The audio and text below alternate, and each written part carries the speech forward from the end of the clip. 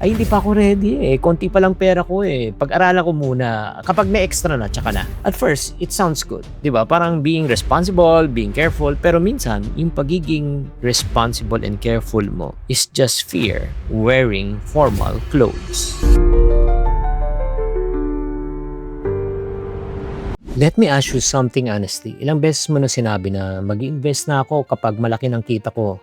Parang it sounds responsible but the truth is, hanggang ngayon, wala ka pa nang uumpisahan. At bakit? Let's talk about it.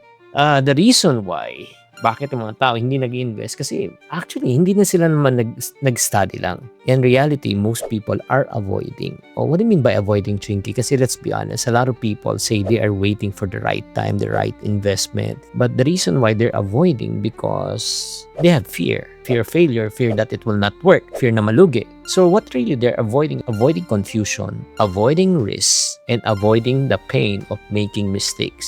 And I get it. Ganun din ako eh. Kasi pag ako, hindi naman ako sigurado sa isang bagay, ina-avoid ko rin siya. Honestly, sa umpisa, ang investing can sound intimidating. Like for example, graph, charts, candlestick, numbers, losses, risk, ROI. So ang nangyayari, gulo-gulo, dami mong pag-aaralan. So wala na, you stay in your comfort zone. So ang nangyayari, nag-iipon ka, pagkatapos mag-ipon, iniiwan mo lang, tapos hindi nag-grow, and then soon to realize, pag nag-retire ka na, wala ka na ipon. Kasi nga, kinain ka na ng inflation. While you are waiting, bakit hindi ka na mag-try kahit maliit? Why? Because time keeps moving. Time waits for no one. Pagdating sa investment, ang importante talaga, hindi lang pera, kundi time.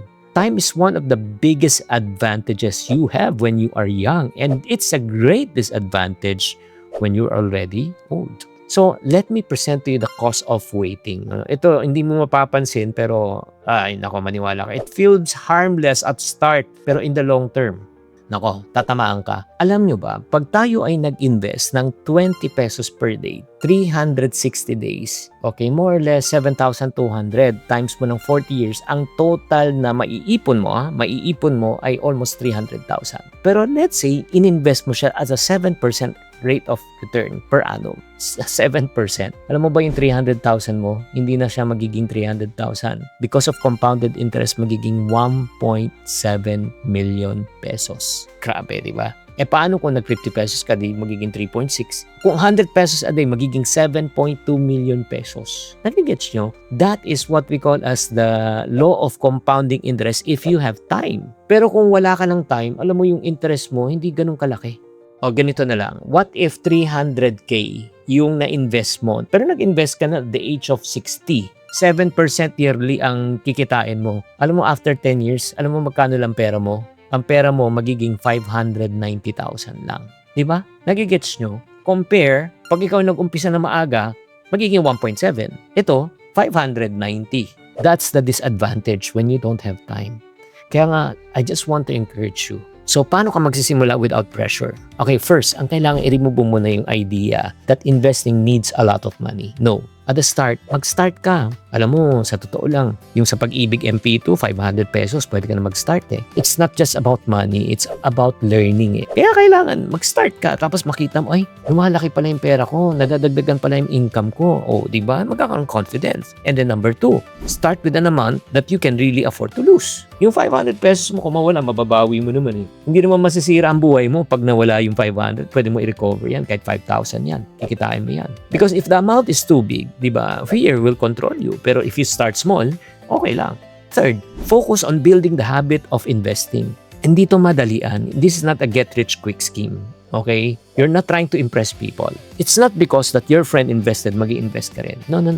You do it because you know why you're doing it. So, makikita mo, mga kapatid, waiting to invest may feel safe at start. Studying may feel responsible. Pero alam mo, bigger risk is you wait too long na talagang wala kang ginagawa. You do not need everything so that you can begin. You just need to begin in order for you to learn. So, ang challenge ko sa'yo this week, spend 20 minutes learning one basic investing concept. Ang goal mo lang is matuto para hindi ka matakot because the earlier you learn, the stronger your future becomes. So kung ikaw nagsasabi mo, Chinky, I want to learn how to invest pero hindi ko alam, I have several information or courses that can really help you if you want to learn how to invest in crypto or stocks. Investment sa, let's say, real estate property. Okay? Meron akong program na Real Estate 101. Tapos type nyo Chinky Tan, Google nyo lang, lalabas na rin po yung program na yon. Or if not naman, I want to learn how to retire before I reach the age of 50. Type mo lang, how to retire at 50 Chinky Tan sa Google, lalabas na rin yan. So guys, maraming salamat, and I hope that this episode really helped you open your eyes that you need to start young, start early, and start small. Chinky Tan, with over 6 million Facebook followers, 2.8 million YouTube subscribers, and 2.4 million TikTok fans, is now all out to share with you the most practical, simplest path to lasting wealth.